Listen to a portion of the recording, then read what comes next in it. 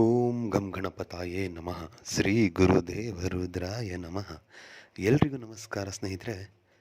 ನಾನು ನಿಮ್ಮ ಪ್ರಕಾಶ್. ಸ್ನೇಹಿತರೆ, ಇಂದು ನಾನು ನಿಮಗೆ ಕೇವಲ 24 ಗಂಟೆಯಲ್ಲಿ ಸಂಭೋಗ ವಶೀಕರಣ ವಿದ್ಯೆ ತಗೊಂಡು ಬಂದಿದ್ದೀನಿ ಸ್ನೇಹಿತರೆ.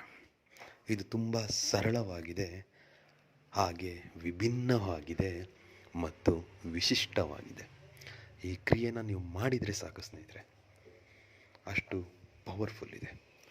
ಬನ್ನಿ ಅದರ ವಿಧಿ ವಿಧಾನ ತಿಳ್ಕೊಳ.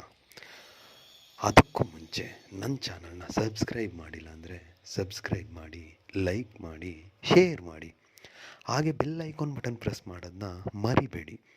ಏಕೆ ಅಂದರೆ ಮುಂದೆ ನಾನು ಏನು ವೀಡಿಯೋಸ್ ಬಿಡ್ತೀನಿ ಅದು ಎಲ್ಲರಿಗಿಂತ ಮುಂಚೆ ನಿಮಗೆ ಬಂದು ಸೇರುತ್ತೆ. ಸ್ನೇಹಿತರೆ, ಈ ಕ್ರಿಯೆನ ನೀವು ಶುಕ್ರವಾರ ಮಾಡಬೇಕಾಗುತ್ತೆ. ಈ ಸಂಭೋಗ ವಶೀಕರಣನ ಹುಡುಗ ಇಲ್ಲ ಹುಡುಗಿ ಯಾರಾದರೂ ಮಾಡ್ಬೋದು. ಆದರೆ ಈ ಕ್ರಿಯೆ ಮಾಡಬೇಕಾದ್ರೆ ಹುಟ್ಟಿದ ನಿರ್ವಾಣದಲ್ಲಿ ಮಾಡಬೇಕಾಗುತ್ತೆ, ಅಂದರೆ ಬೆತ್ತಲೆಯಾಗಿ ಮಾಡಬೇಕಾಗುತ್ತೆ ವೀಕ್ಷಕರು. ಈ ಕ್ರಿಯೆನ ನೀವು ಉತ್ತರ ದಿಕ್ಕಿಗೆ ಮುಖ ಮಾಡಿ ಕುಳಿತುಕೊಂಡು ಶುಕ್ರವಾರ ಯಾವಾಗ ಬೇಕಿದ್ರೂ ಮಾಡ್ಬೋದು. ಸ್ನಾನ ಎಲ್ಲ ಮಾಡಿ ಪೂಜೆ ಎಲ್ಲ ಮುಗಿಸಿದ ನಂತರ ಒಂದು ನಿಂಬೆಹಣ್ಣನ್ನು ತಗೊಳ್ಳಿ. ಒಂದು ನಿಂಬೆಹಣ್ಣನ್ನು ತಗೊಂಡು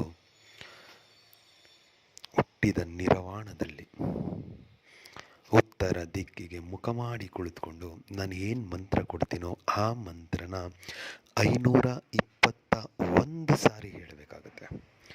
521 ಸಾರಿ ಹೇಳಾದಮೇಲೆ ಆ ಮಂತ್ರ ಪಠನೆ ಮಾಡಬೇಕಾದ್ರೆ ಆ ನಿಂಬೆಹಣ್ಣು ನಿಮ್ಮ ಬಲಗೈಯಲ್ಲೇ ಇರಬೇಕು.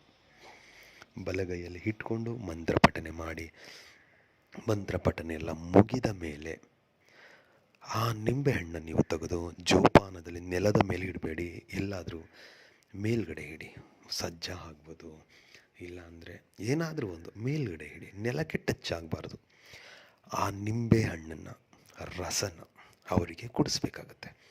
ನೀವು ಜ್ಯೂಸ್ ಮಾಡಿ ಕುಡಿಸ್ತೀರೋ, ಇಲ್ಲ ಲೆಮನ್ ರೈಸ್ ಅದಕ್ಕಾಗಿ ಕೊಡ್ತೀರೋ, ಇಲ್ಲ ಊಟಕ್ಕೆ ಯಾವ ರೀತಿನಾದ್ರೂ ಒಟ್ಟಿನಲ್ಲಿ ಅವರಿಗೆ ಅದನ್ನು ಕೊಡಿ. ಆದರೆ ಈ ಕ್ರಿಯೆ ಮಾಡುವಾಗ ಮದ್ಯಪಾನ, ಧೂಮಪಾನ ಎರಡೂ ಮಾಡಿರಬಾರ್ದು.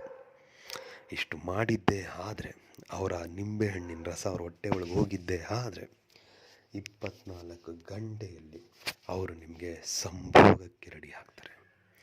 ಇದರಲ್ಲಿ ಯಾವುದೇ ರೀತಿ ಸಂಶಯ ಇಲ್ಲ. ಮಾಡಿ, ಖಂಡಿತ ಆಗುತ್ತೆ. ನಮಸ್ಕಾರ, ಎಲ್ಲರಿಗೂ ಮಂಗಳವಾಗಲಿ. ಅದಕ್ಕೆ ಮಂತ್ರ ಹೇಳ್ತೀನಿ ನೋಡಿ ಲಾಸ್ಟಲ್ಲಿ.